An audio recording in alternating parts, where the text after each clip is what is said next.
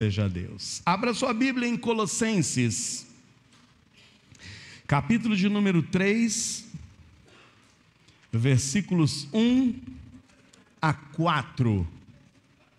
Colossenses 3, 1 a 4. Irmãos, orem para que eu consiga ver os sonhos realizados, tá bom? Mas que vocês também possam ver os sonhos todos realizados. Colossenses 3, 1 a 4. Estamos olhando nos últimos domingos sobre a temática, a volta de Cristo, que vai determinar, hoje é o que nós vamos olhar, a volta de Cristo que vai determinar o nosso acesso à pátria celestial. Estamos estudando a caminho da pátria celestial. Colossenses 3, 1 a 4, diz assim a palavra do Senhor: portanto, se já ressuscitastes com Cristo, se já ressuscitastes com Cristo, aí Paulo está aqui convocando-nos a algumas ações. Primeira ação, se você já ressuscitou com Cristo, ou seja, se você não está com a tua fé num Cristo morto, num Cristo que foi pregado numa cruz, expirou, foi sepultado e continuou morto, mas se a tua fé está firmada num Cristo que ao terceiro dia, vitorioso, saiu da sepultura, você ressuscitou com Cristo. Tem gente aqui que crê na ressurreição de Cristo? Crê que Ele está vivo? Então, se você já ressuscitou com Cristo, Paulo diz: buscai as coisas que são de cima, onde Cristo está sentado à destra de Deus. Mas não só busquem, mas pensai nas coisas que são de cima, e não nas que são da terra, porque já estáis mortos, e a vossa vida está escondida com Cristo em Deus. E o versículo 4 é maravilhoso: quando Cristo, que é a nossa vida, se manifestar.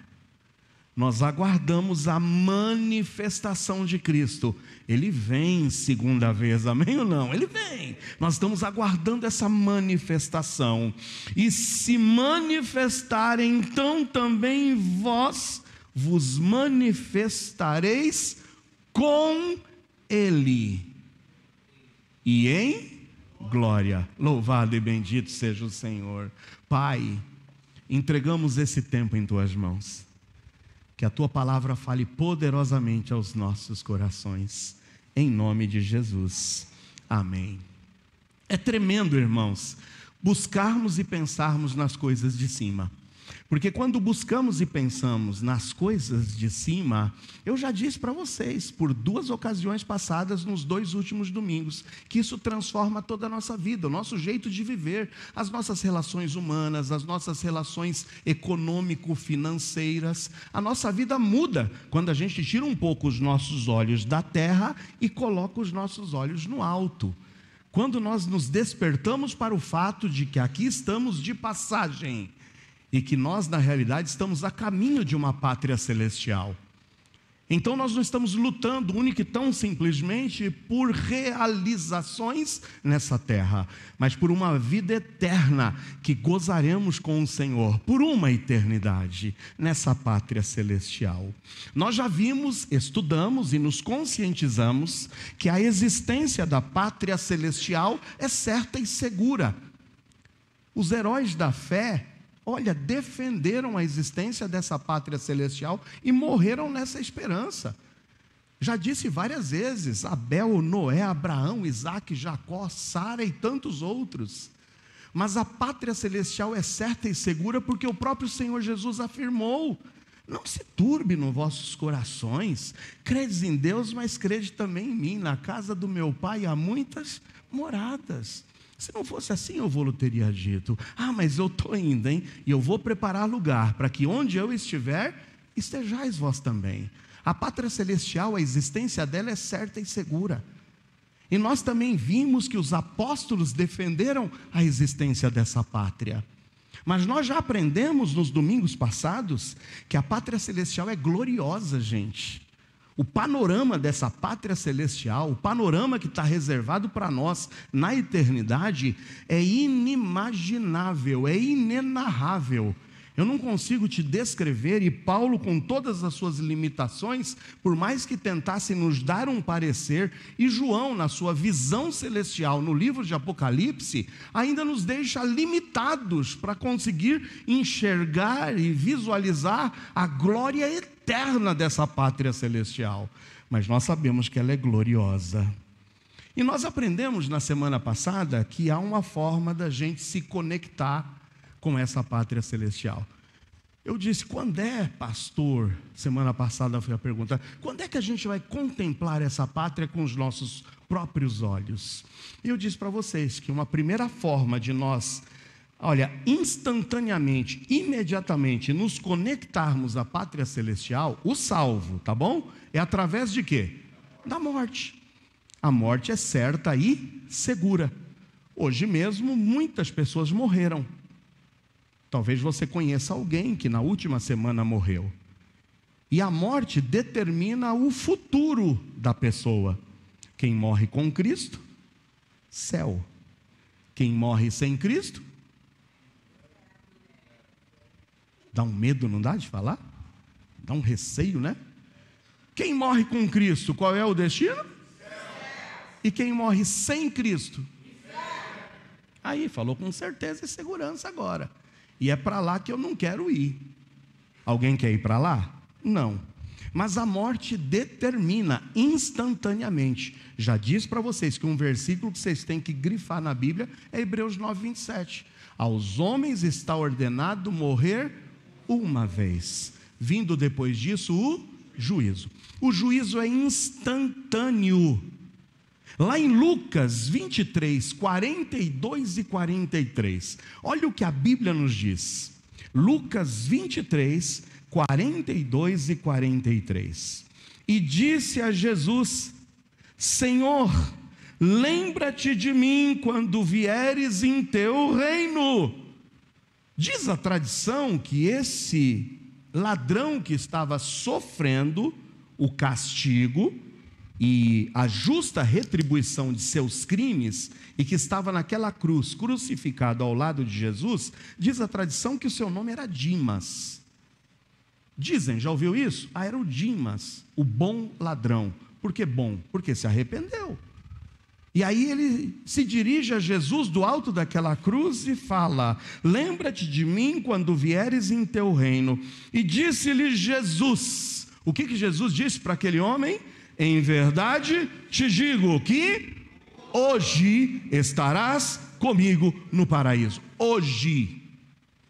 Eu sei, meus amados irmãos, que quando se trata de escatologia, e o que é escatologia? O estudo das coisas futuras, de tudo que ainda há de vir, do que vai acontecer. Existem divergências, Samuel, escatologicamente falando, entre muitas igrejas. Por exemplo, existem igrejas hoje que se dizem cristãs, que acreditam que a morte traz para a pessoa inconsciência, e a pessoa ela fica sem nenhum contato e está como que dormindo, esperando a ressurreição. Existem pessoas que acreditam no sono da alma. É uma doutrina ensinada por várias igrejas. Mas quando eu olho para esse texto, eu defendo biblicamente o fato de que as palavras de Jesus para mim são verdade absoluta. E ele disse para aquele ladrão, na cruz, hoje, você estará comigo onde? No paraíso. Amém ou não? É isso que que me consola. É em saber que a minha mãe, que partiu em 19 de dezembro de 1989, está na presença do Senhor. Quantos de vocês perderam um ente querido, salvo e remido pelo sangue de Jesus? Sabe onde ele está, segundo a promessa da palavra? Com Cristo, amém ou não? É isso. O juízo é instantâneo. E o juízo é instantâneo e consciente. Jesus, para nos ensinar isso, ele narrou um acontecimento. Alguns chamam de parábola. Mas o conceito de parábola é de alegoria. E o conceito de parábola é uma alegoria quando se diz certo homem, alguém, ou fulano, ou beltrano. Mas quando a Bíblia cita nomes reais e não fictícios, isso deixa de ser uma alegoria e uma parábola, para nos passar um fato. Então, embora em algumas Bíblias você encontre a parábola do rico e Lázaro, não é uma alegoria, é um fato, é um evento. E desse fato podemos tirar verdades. Abra em Lucas 16, 22 a 24. Lucas 16, 22 a 24 diz: E aconteceu que o mendigo morreu e foi levado pelos anjos para o seio de Abraão, e morreu também o rico e foi sepultado. Até aqui, mendigo, rico, e um nome, Abraão. No entanto, em 23 diz: no inferno, ergueu os olhos estando em tormentos, e viu ao longe Abraão e Lázaro. Quem era Lázaro? O mendigo, no seu seio. E clamando disse: Pai Abraão, tem misericórdia de mim, e manda a Lázaro que molhe na água a ponta do seu dedo e me refresque a língua, porque estou atormentado nesta chama.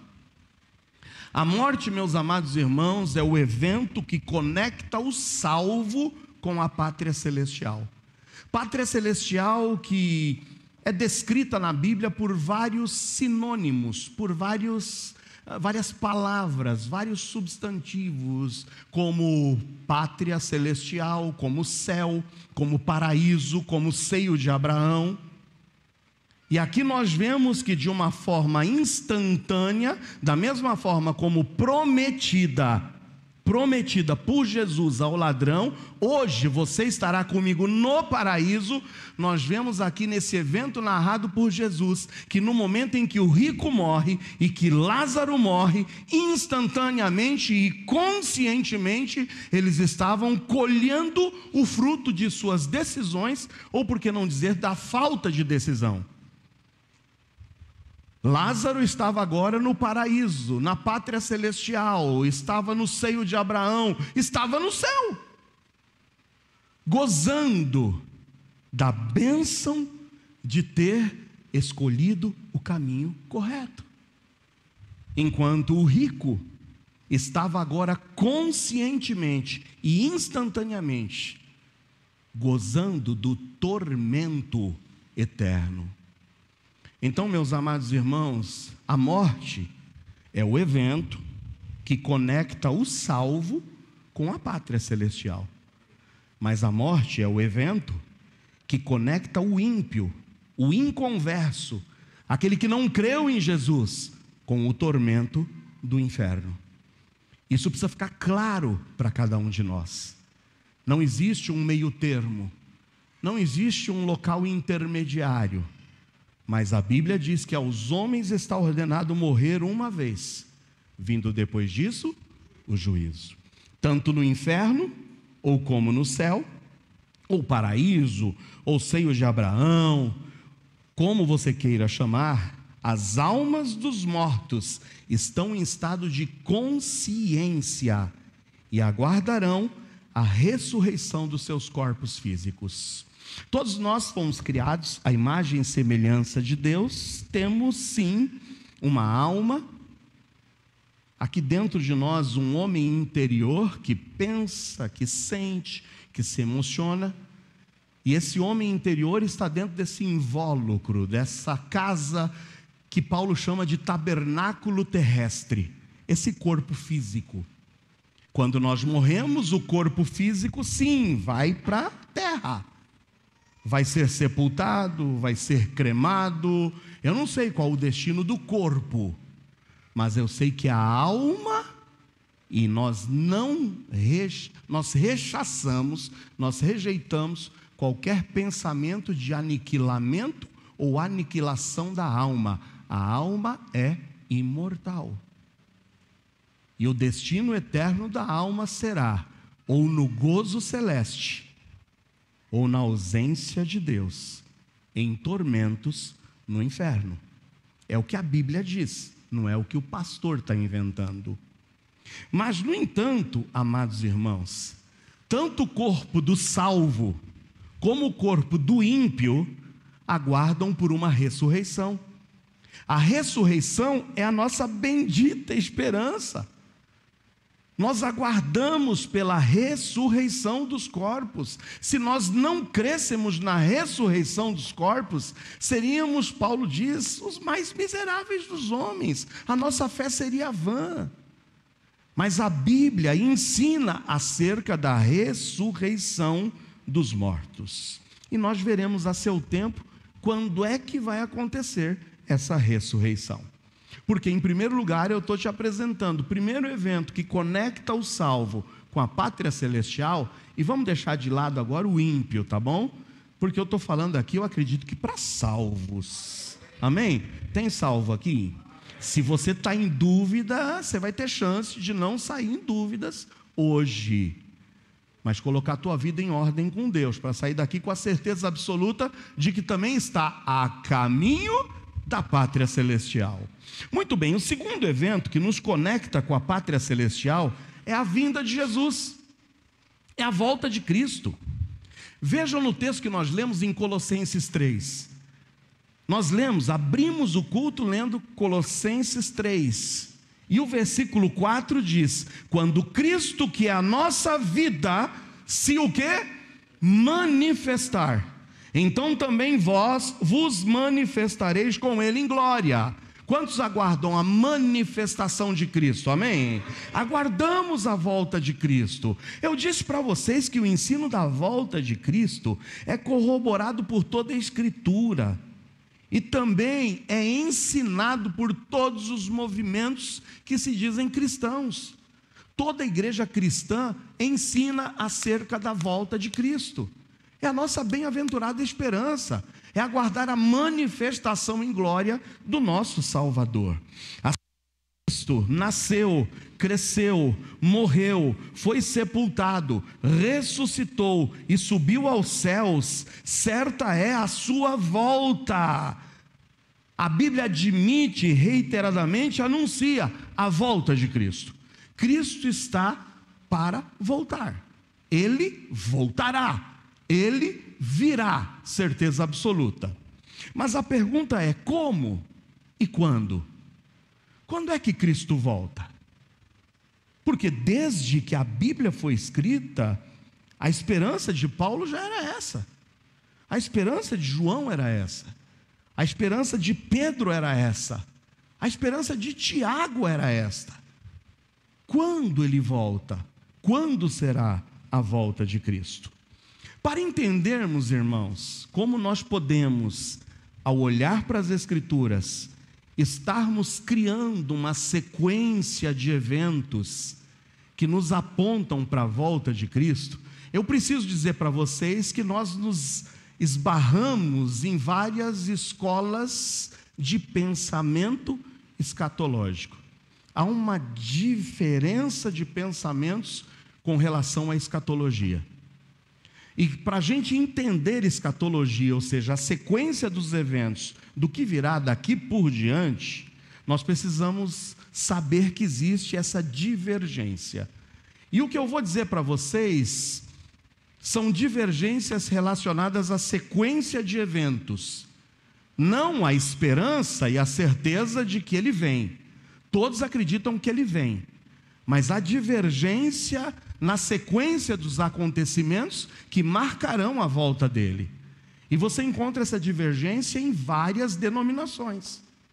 Por exemplo, se você pega uma igreja adventista, que ela prega e diz e se apresenta como sendo uma igreja cristã, os adventistas, eles acreditam no sono da alma.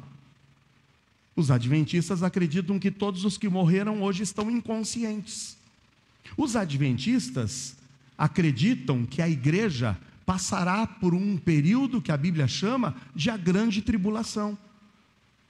Se você pega, por exemplo, os presbiterianos ensinam que A volta de Cristo se dará após todos os eventos relacionados na Bíblia. E que não há a existência de um milênio literal. Quando a Bíblia fala de milênio, de um período de 1000 anos de paz, o presbiteriano não encara o milênio como sendo literal, mas é um milênio espiritual. E que a volta de Cristo ocorrerá no final de todo o período da história, para que nós possamos adentrar a eternidade. Se você pega os batistas, alguns divergem no que concerne à volta de Cristo, em se dar antes do período da tribulação. Alguns batistas acreditam que a volta de Cristo se dará na metade do período da tribulação, e tem batista que ensina que a volta de Cristo se dará depois da tribulação. Então tem divergências, mas nós, como bons batistas bíblicos, defenderemos aqui uma visão escatológica dentro daquilo que está na nossa doutrina de fé. A forma de nós observarmos a sequência dos eventos é pautada no que se chama dispensacionalismo. O que é a visão dispensacionalista? É que durante o decorrer da história, Deus vem tratando com o homem. Em períodos específicos de tempo, onde Deus sempre dá uma responsabilidade e espera do homem uma resposta a essa responsabilidade que lhe foi dada. E se a resposta do homem for positiva, é claro que ele seria recompensado. Mas quando a resposta do homem é negativa, ele sofrerá o juízo pela sua desobediência. Isso começa no primeiro período que o dispensacionalismo ensina, que é chamado de inocência. Lembra, foi dado uma responsabilidade a Adão. De toda árvore que há no jardim, comerás livremente, mas da árvore do conhecimento do bem e do mal, dela não comerás, porque no dia em que dela comeres, certamente morrerás. Havia uma responsabilidade sendo dada ao homem. O homem obedeceu ou o homem fracassou? Fracassou. E como ele fracassou, veio o juízo de Deus. E o juízo de Deus foi o quê? A expulsão do paraíso, a perda da comunhão com Deus, adentrou a morte a história do ser humano, e agora o homem adentraria um novo período da história, da sua relação com Deus, seguindo agora uma nova ordem, para que a partir dessa nova ordem pudesse ser testado, vai obedecer, vai desobedecer, porque se obedece recebe bênção, se desobedece recebe juízo. E assim foi. Adão adentra com Eva a um segundo período, uma segunda dispensação chamada da consciência. Será que o homem agora conscientemente vai saber decidir corretamente? Será que o homem agora obedecerá?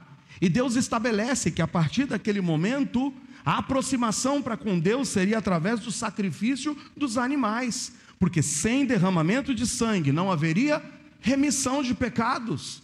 E é o próprio Deus quem ensina a Adão, é o próprio Deus quem mata o primeiro animal, para que pudesse prover as peles, para que eles pudessem cobrir os seus corpos.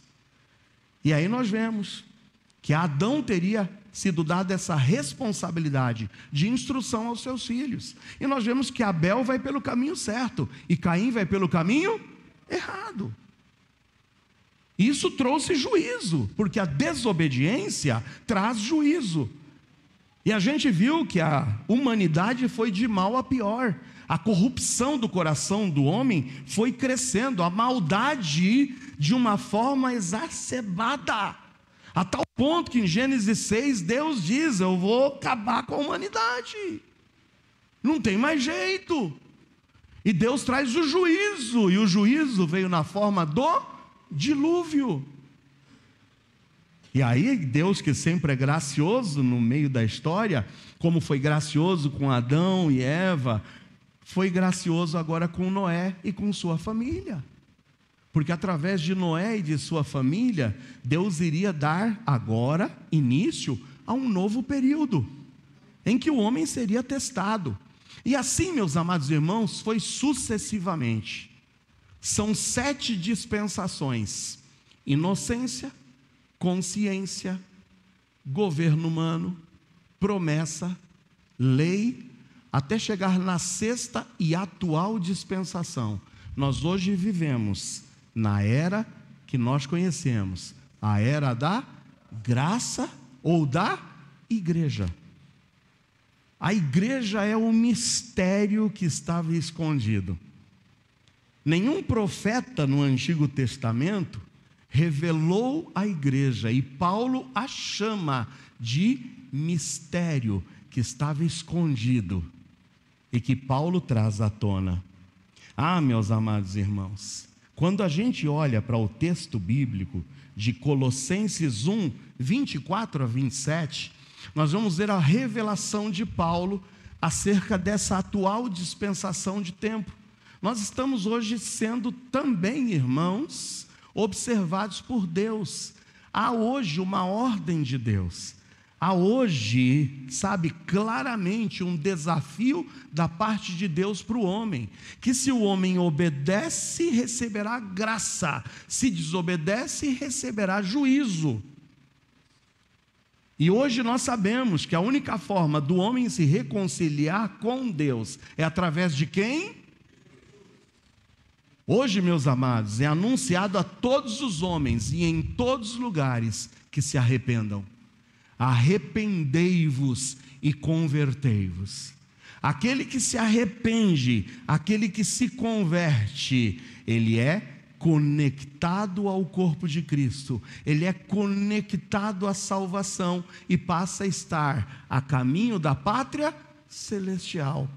Aquele que diante do desafio dos nossos dias, de arrepender-se, converter-se e crer em Jesus Cristo, rejeita, sofrerá o quê? Juízo. E qual é o juízo? Estar separado de Deus para sempre, condenado, e condenado ao fogo do inferno. Olha o que diz em Colossenses 1, 24 a 27.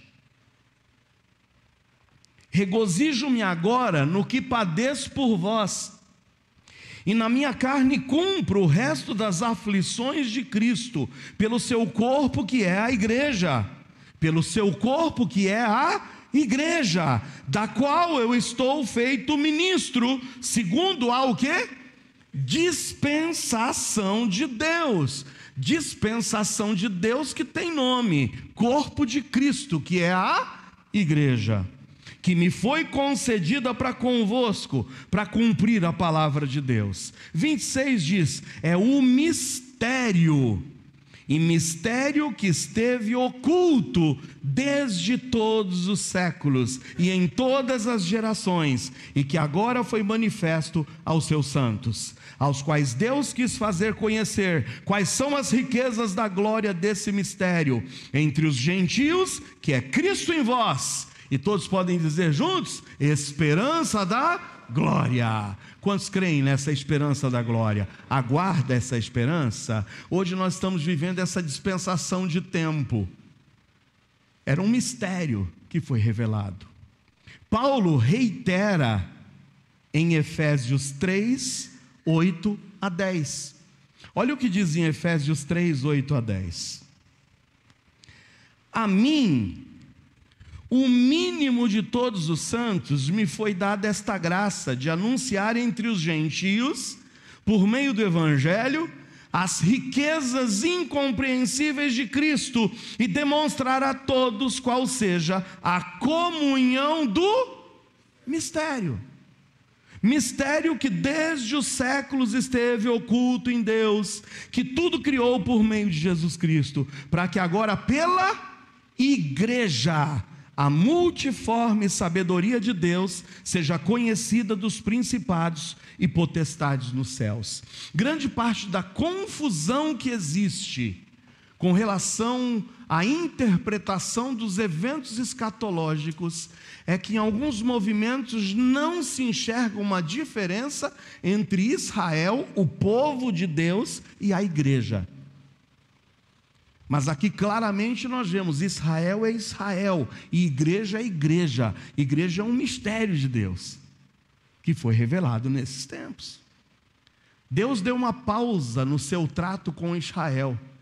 Em João 11 diz: ele veio para o que era seu, os seus não o receberam. Por isso no versículo 12, a graça se abre, mas a todos quantos o receberam, a esses Deus dá o poder de serem feitos filhos de Deus. Deus dá um tempo no seu trato com Israel. Isso foi escolha que Israel fez. Vocês se lembram quando Pilatos deu a oportunidade? A quem vocês querem escolher? A Cristo, o rei de vocês? Ou a Barrabás? O que eles disseram? Barrabás. E que recaia sobre nós e sobre os nossos filhos e sobre o nosso sangue a nossa decisão. Decisão consciente de rejeitar o Messias, de virar as costas para Cristo. E essa consequência veio para a nação de Israel. E o Senhor está lidando hoje não com Israel. É o povo de Deus, chamado através de Abraão, mas agora o Senhor está formando um povo seu, uma nação santa, um povo sacerdotal, como diz Pedro na sua epístola. E todo aquele que crer no Evangelho passa a ser filho de Deus. E nisso não há distinção. Pode ser judeu, pode ser gentil, pode ser grego. Sabe o que o judeu precisa fazer hoje para ser salvo? Aceitar a Cristo. Sabe o que o gentil tem que fazer hoje para ser salvo? Aceitar a Cristo. Sabe o que o brasileiro precisa fazer para ser salvo? Aceitar a Cristo. Não há distinção. Hoje não há mais judeu, nem grego, nem gentil. Hoje o plano é um. E a responsabilidade de Deus para hoje, o período da igreja é crer no Senhor Jesus e será salvo. Quantos aqui já creram? Não importa se você é baiano, paraibano, sergipano, cearense ou paulistano. Não importa se você é chinês, japonês, russo ou qualquer outra nacionalidade. Você precisa de Jesus. E Jesus é o único caminho. Jesus é o único que pode te conectar à pátria celestial. Amém ou não? Amém. E sendo assim, o término dessa dispensação de tempo, quando é que acaba esse período da igreja? Quando é que termina? Eu ouvi o quê? A volta de Cristo. Qual é o evento que vai terminar com essa dispensação? Com a oportunidade que está sendo dada a todos de crer e ser salvo. Vai ter um momento em que o Senhor vai colocar um ponto final. E vai começar um outro período. Porque eu disse para vocês que estamos vivendo a 6ª dispensação. Mas há a 7ª. E a 7ª será o reino milenar. O reino, o milênio. Quando também será colocado diante dos homens um teste. E de acordo com o teste, para aqueles que aqui ficaram, para aqueles que rejeitaram o plano de salvação na 6ª dispensação, vai ter que se submeter a um novo plano. É por isso, irmãos, que eu não pensei 2 vezes. Quando o evangelho me foi apresentado, eu disse: eu creio. Amém? Porque eu quero ser salvo. E eu quero ser livre e liberto de qualquer juízo que Deus venha trazer para essa dispensação. Então, amados, essa dispensação de tempo termina com a volta de Cristo. E aí que entra uma divergência. E nós, como batistas bíblicos, vamos olhar à luz da palavra de Deus como a gente dissipa essa divergência. Porque há uma promessa na palavra de Deus. E essa promessa precisa ser cumprida. Olha o que diz em Apocalipse 3:10. Apocalipse 3:10.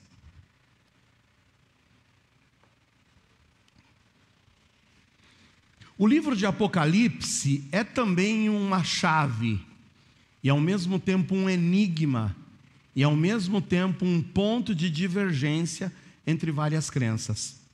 Alguns acreditam que o livro de Apocalipse é totalmente alegórico, é fábula. Outros acreditam que o livro de Apocalipse, todo ele já se cumpriu na sua totalidade, até o capítulo de número 19, já no primeiro século. Lá, até o ano 100 já foi cumprido tudo isso. Outros acreditam que essa trajetória dos primeiros 19 capítulos está sendo cumprida durante o tempo e que vai culminar com a volta triunfante de Cristo, quando não há um milênio literal, mas há um milênio espiritual. Alguns acreditam que quando a Bíblia fala de milênio, é um progresso da igreja. A igreja vai triunfar de tal forma, e a igreja vai transformar de tal forma o mundo, que nós vamos chegar a um período de paz, pela ação da igreja. Só que quando a gente olha para a palavra de Deus nos apresenta no discurso de Jesus algo que vai na contramão disso, de que o mundo era piorar. E aí eu pergunto para vocês, o mundo está melhorando ou está piorando? Os conceitos estão melhorando ou piorando? A cada dia que você acorda, você acha que Oliver encontrará um mundo melhor ou pior do que o que nós estamos vivendo agora? A gente está irmãos, ladeira abaixo, em todos os conceitos. Só poderia citar um conceito de moralidade. Como é que está a moralidade? Está em ascendência ou está em decadência? Então olha a promessa de Apocalipse 3:10. Apocalipse 2 e 3 são as cartas escritas às igrejas. E olha que promessa tremenda que é dada à igreja de Filadélfia. Como guardaste a palavra da minha paciência, também eu o quê? Te guardarei da hora da tentação que há de vir sobre todo o mundo, para tentar os que habitam na terra. Há uma promessa dada à igreja, de que o Senhor pouparia a sua igreja do período de tentação mundial, de um período de tribulação tal qual nunca se viu e se enxergou e jamais observado na humanidade. Mas há uma promessa: eu te guardarei da hora da tentação que há de vir sobre todo o mundo. E essa promessa é cumprida. Nós cremos que o Senhor cumprirá essa promessa.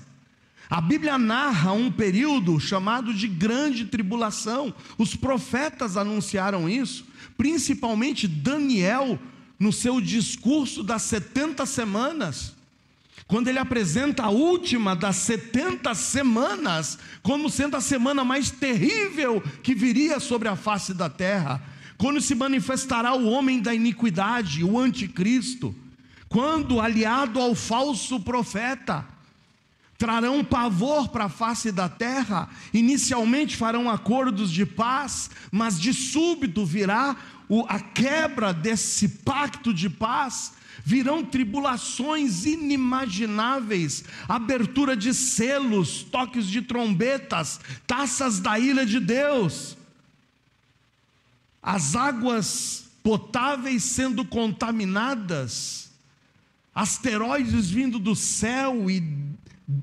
destruindo lavouras inteiras, gafanhotos se levantando, pragas jamais vistas, perseguição, morte, imposição de um plano econômico. Quem não se curvar a esse plano econômico não compra, não vende. Tudo isso está na Bíblia. O período chamado de a grande tribulação, 7 anos terríveis. Mas na Bíblia tem uma promessa: porque guardastes a palavra da minha paciência, também eu te guardarei da hora da tentação que há de vir sobre todo mundo. Quantos creem nessa bendita esperança de livramento? Amém ou não? É isso que nos caracteriza dentro das escolas escatológicas, na visão dispensacionalista.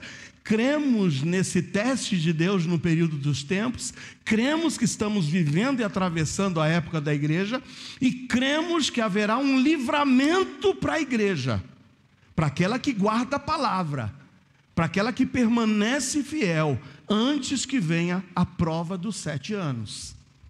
Isso nos coloca numa visão pré-tribulacionista. Se perguntarem, isso nas rodinhas às vezes vem lá, né? A pessoa vai te testar. Você é milenista? Você é dispensacionalista? Você é pré-milenista, pós-milenista, mid-tribulacionista ou pós-tribulacionista? Aí você fala, meu Deus do céu, eu só sei de uma coisa, é que o sangue de Cristo me lavou, amém? E é isso, amém, louvado seja Deus, e é isso. Porque a gente às vezes cai nas discussões teológicas. Uma coisa você precisa estar seguro, e eu quero saber se você está seguro.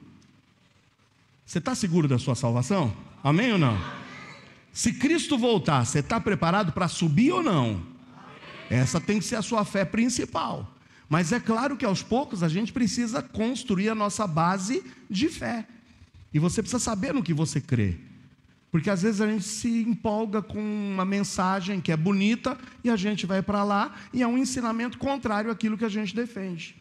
Então, com relação à tribulação, você vai dizer, eu sou pré-tribulacionista. Isso significa que você acredita no livramento antes da tribulação. Quem acredita que nós seremos libertos, livres, que estaremos indo ao encontro de Jesus antes do período dos 7 anos, diga amém. Essa é a nossa fé. Porque quando a gente for, lá a gente vai gozar da promessa. Através de um evento que marca a volta de Cristo. E é isso que eu quero que vocês entendam. A volta de Cristo se divide em 2 partes, em 2 estágios. Cristo vai voltar? Vai. Cristo vai pisar nessa terra? Vai. Mas antes dele pisar nessa terra, literalmente, e fender o Monte das Oliveiras em 2 partes, e trazer juízo, porque, meus amados, um dia a trombeta tocará para juízo, mas um dia haverá o toque da trombeta para reunião. Trombeta na Bíblia significa reunião, ou trombeta na Bíblia significa juízo. O toque da trombeta indicava, é momento da gente se reunir. Se reúnam. Vem algo muito importante a ser dito. Ou o toque da trombeta, principalmente em Apocalipse, indica juízo. Juízo. Meus irmãos, nós aguardamos o toque de uma trombeta, que será a última chance nessa oportunidade, nessa dispensação que se chama igreja. Por isso que Paulo fala, ao toque da última trombeta, é a última chance. Quem se decidiu até aqui, vai. Quem não se decidiu, não vai. E a primeira fase da volta de Cristo se chama o arrebatamento. Amém ou não? Bendita esperança. Abra sua Bíblia em 1 de Paulo aos Tessalonicenses 4, leremos de 13 a 18.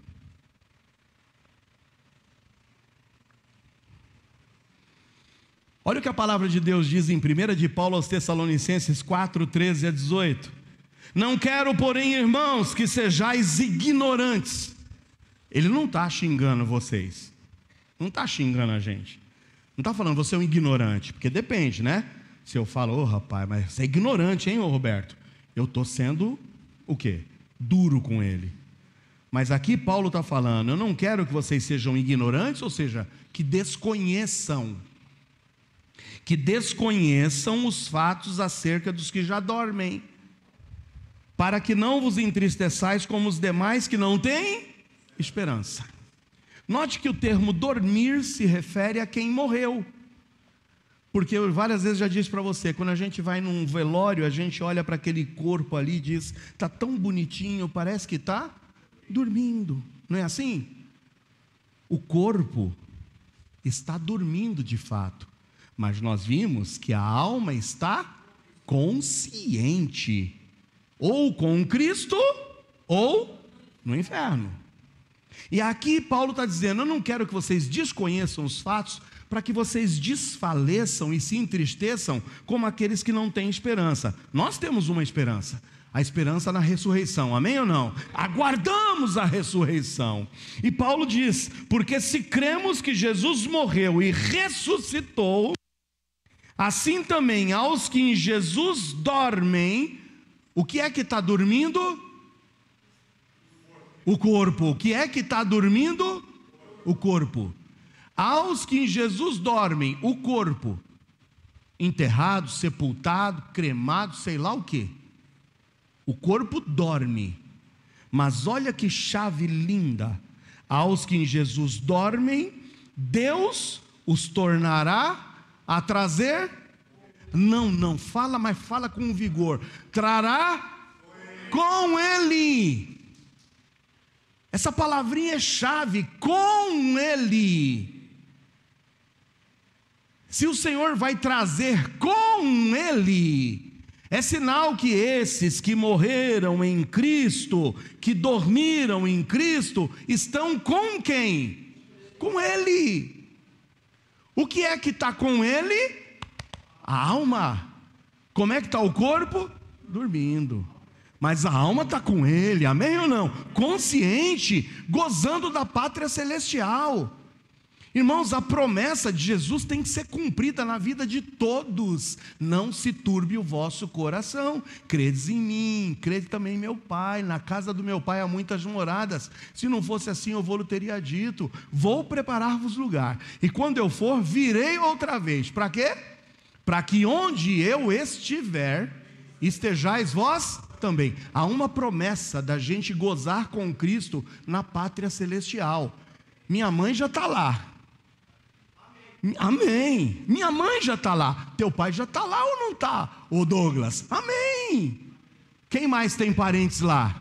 Amém. A promessa foi cumprida para eles. Mas e para nós que estamos vivos? A gente tem que ir para lá. É por isso que a volta de Cristo se dá em um primeiro instante, 7 anos antes da sua volta, para estabelecer o cumprimento da sua promessa, para levar todos os que creram em Cristo para gozar da bênção da pátria celestial, amém ou não? Por isso que aqui está dizendo que nesse momento os que morreram vêm com Ele.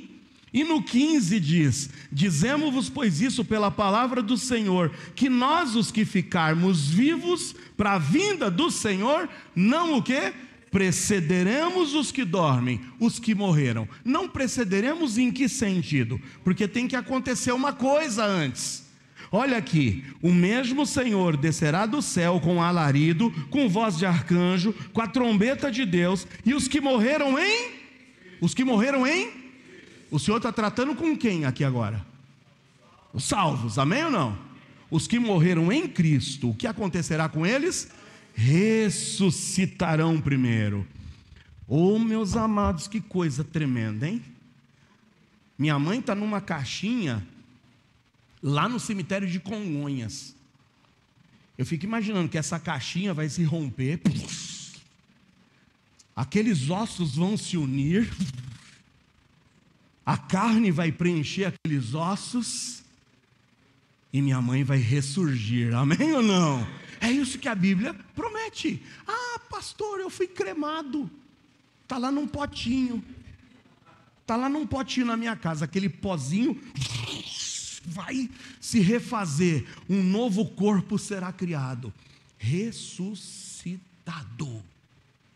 É o que a Bíblia diz. Parece ser ficção. Isso é fato. Isso é um evento. Porque da mesma forma como Cristo ressuscitou e se fez a primícia dos mortos, nós também um dia ressuscitaremos, se morrermos, é claro. Aqueles que morreram em Cristo ressuscitarão primeiro. E aí depois, 17, nós os que ficarmos vivos, seremos o quê? Arrebatados. Aleluia, arrebatados, juntamente com eles. Quem são eles? Os que dormiram. Minha mãe vem com o Senhor, a sua alma, o seu corpo ressuscita. Há uma união novamente do seu corpo, da sua alma. E nós, transformados, instantaneamente, somos arrebatados e vamos nos encontrar com eles nas nuvens, a encontrar o Senhor nos ares, e assim estaremos sempre com o Senhor, amém ou não? Quantos aguardam essa esperança? Se for hoje, irmãos, vai ser o evento mais magnífico da história humana. Os mortos em Cristo ressuscitando, os crentes sendo transformados, e nós nos encontrando com o Senhor nos ares. Quem é salvo vai ouvir a trombeta. Para o salvo vai ser visível, vai ser real, vai ser instantâneo. Para o perdido, para o ímpio, vai ser algo que ele não vai saber o que aconteceu. Porque de repente, se fosse agora, quem sobe? Diga amém. Amém. Você que não disse amém, você fica. Imagina, num piscar de olhos. Quer ver? Olha que quadro lindo. Num abrir e fechar de olhos. Quem morreu em Cristo ressuscita. Quem creu no Evangelho é arrebatado. E quem não creu no Senhor fica nessa terra. Porque o Senhor agora vai ter que falar: olha, você vai ficar aqui agora para ficar pensando no que você fez. Lembra quando a nossa mãe fazia isso? Fica aí nesse cantinho pensando no que você fez. Você teve a chance de crer. Sabe, a natureza já era algo que o Senhor proveu. Os céus declaram a glória de Deus. Em Romanos 1 está dizendo que toda a natureza torna-nos indesculpáveis para olhar e crer que há um Deus. Quantas vezes você talvez tenha ouvido a palavra do Evangelho e fez pouco caso? Mas hoje o Senhor te trouxe aqui para mais uma vez ouvir a mensagem de salvação, para que você creia, para que quando a trombeta soar você ouça, porque o toque da trombeta é sincronizado só com aqueles que creram em Jesus. Quem não crê em Jesus não vai ouvir, não vai ver, não vai sentir, só vai perceber depois que todos foram embora. Alguém aqui trabalha de motorista? Trabalho não? Opa, irmão Valmir, se o senhor estiver levando seu patrão naquele dia, se for amanhã, e o senhor estiver levando seu patrão, e o toque da trombeta soar, irmão Valmir, você vai. E o carro vai estar sozinho. E o teu patrão vai falar: Valmir, cadê? Cadê o Valmir? Valmir sumiu. Valmir foi. E o carro vai ficar desgovernado. Você imagina como vai ser a cena nesse mundo? Quantos que servem a Cristo não estão pilotando aviões? Estão dirigindo ônibus? Quantos não estão em máquinas? É por isso que Jesus disse: naquele dia 2 estarão no campo. Um será levado, o outro será deixado. 2 estarão dormindo, deitados. Ah, meu bem. Cadê? Meu bem foi. Meu bem foi e você ficou. Amados, é a Bíblia que está dizendo. Eu sei que essa mensagem esbarra muitas vezes em diferenças teológicas de alguns, e vão dizer: isso é ficção. Eu só sei de uma coisa, é que eu quero estar preparado para esse dia, amém ou não? E você tem que estar preparado. E a única forma de estar preparado é pelo sangue do Cordeiro, é crendo em Cristo. Ah, meus amados, veja mais uma vez. Diante disso, Paulo diz no versículo 18: consolai-vos uns aos outros com essas palavras. Na visão dispensacionalista, a volta de Cristo se divide em 2 fases. Uma que é secreta para o mundo, mas visível e aberta para os salvos. E nesse momento do arrebatamento nós vamos. E aí começa na terra o juízo dos 7 anos.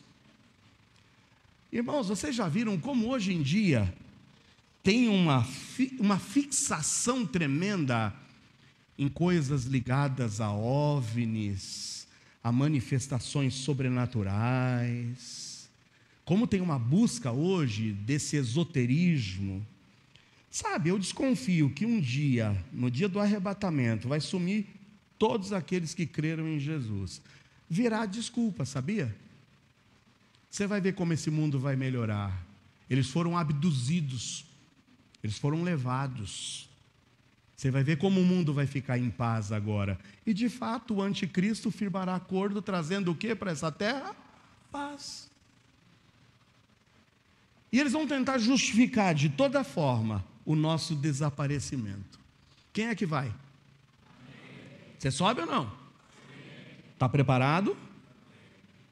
E aí na terra começa o juízo de 7 anos.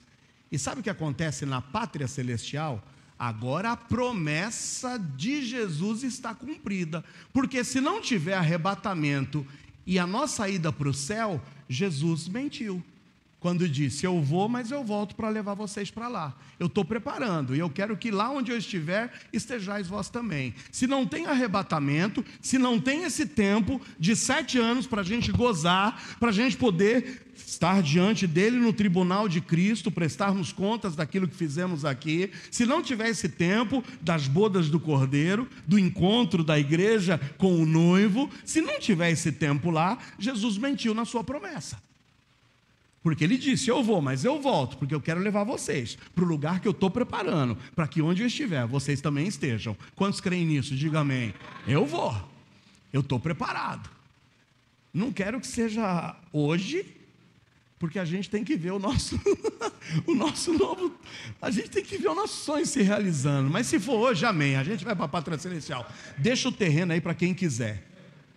Aí, irmão Joca, já deixa um decreto aí para o povo usar para o que quiser, tá bom? Porque o senhor vai, não vai com a gente? Amém, louvado seja Deus. A gente vai, eu quero estar com vocês lá em cima, a gente faz a festa lá. Lá não precisa construir porque já está construído, amém ou não? Já está pronta a casa, louvado seja Deus. Oh, meus amados, olha o que diz em Hebreus 9, 27 e 28. Hebreus 9, 27 e 28. Muitos questionam esse negócio de arrebatamento secreto. Não, mas a Bíblia não diz que ele virá e todo olho verá, como um relâmpago que sai do Oriente e do Ocidente. Calma aí, a gente vai chegar lá. Mas hoje eu quero deixar você com água na boca só com essa questão do arrebatamento e nós vamos parar por aqui. Só falando dessa bendita esperança. Se você quer saber do resto da história, você volta no próximo domingo, tá bom? Isso, Hebreus 9, olha o que diz no 27. Já diz para vocês, e acho que quando você abriu aqui, você falou, olha, já está grifado aqui. Está grifado na sua Bíblia ou não? Se não está, grifa agora. Olha o que diz o 27. Como aos homens está ordenado morrerem uma vez, vindo depois disso o juízo, assim também Cristo, oferecendo-se uma vez para levar os pecados de muitos, ele já fez isso ou não? Ele já se ofereceu na cruz para levar o pecado de muitos? Amém. Aí olha que interessante, aparecerá segunda vez, sem pecado, aos que o esperam para a salvação. Esse é o primeiro momento, ele aparecerá para quem? Para os que o esperam para a salvação. Quantos esperam? Lembra, qual é a característica do cidadão da pátria celeste? O cidadão da pátria celeste é aquele que espera, é aquele que busca e é aquele que deseja. Esqueceram? Primeira mensagem, gente. Eu disse para vocês, eu falei sobre a certeza da pátria celestial, falei sobre a glória da pátria celestial e falei sobre o cidadão da pátria celestial. O cidadão da pátria celestial é aquele que espera, busca e deseja. Quem espera, busca e deseja, a Bíblia está dizendo que vai ser premiado. Está aqui em Hebreus 9, no versículo 28 de novo. Olha o que diz no 28. Assim também Cristo, oferecendo-se uma vez para levar os pecados de muitos, aparecerá segunda vez, sem pecado. E ele vai aparecer nessa segunda vez para quem? Para todos? Para todos? Não. Aparecerá aos que o esperam, aos cidadãos da pátria celestial, que já estão aqui esperando. Quando é que é, Senhor? Eu estou esperando, eu estou desejando, eu estou buscando as coisas de cima. Volta, Senhor Jesus. E para esses que estão esperando, é para esses que Ele vem nas nuvens e arrebata-nos e nos leva para o cumprimento da sua promessa, para que onde eu estiver, estejais vós também. Amém ou não? Eu aguardo esse dia, eu anseio esse dia. Você está comigo ou não? Oh, meus amados, o segundo evento que nos conecta à pátria celestial é a volta de Cristo, ressalva, na sua primeira fase, para os que o esperam. E isso se chama arrebatamento. A nossa bendita esperança. Pode ser hoje, pode ser mais tarde, mas não vai tardar. Cristo há de nos buscar. Amém? Aguarde isso. Eu encerro, eu concluo hoje. E a gente volta domingo que vem, hein? Para falar sobre o restante. Espera aí, o Senhor nos arrebata, nos leva para o céu. O que vai acontecer lá? Não perca, cenas dos próximos capítulos. E o que vai acontecer aqui na terra? Vem preparado, hein? Que não é coisa boa, não. E aí no domingo que vem a gente vem até a volta triunfante dele, em glória. Primeira fase, ele vem nas nuvens e nos recolhe. Segunda fase, ele vem para pisar nessa terra e vem acompanhado de um exército. Sabe quem fará parte desse exército?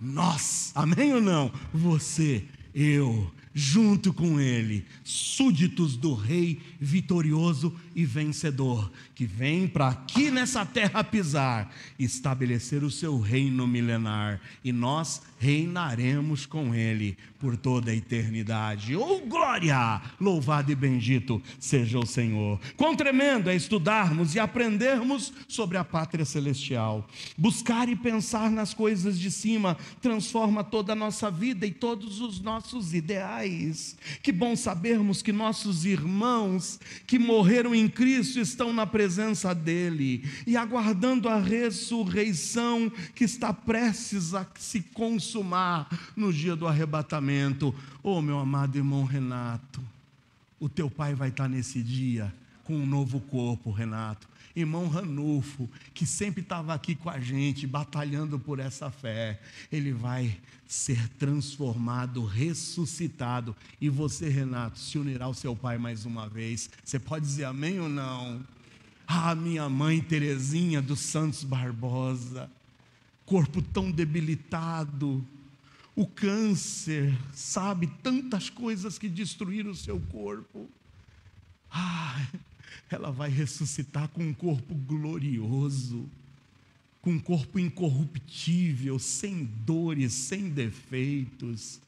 Oh, se o arrebatamento fosse agora, meu pai que está lá agora, deitado com dor nas costas, com dor na sua perna, ele ia se levantar como se fosse um menino de 15 anos de idade, pulando com um corpo revigorado.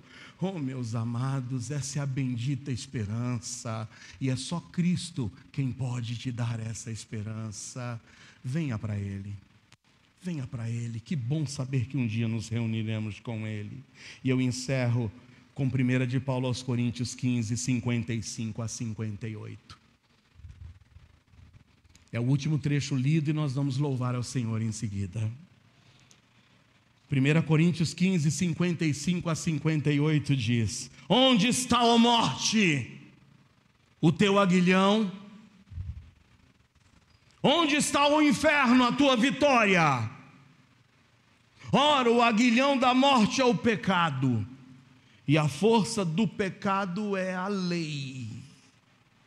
Mas graças a Deus, que nos dá vitória por nosso Senhor Jesus Cristo. Amém?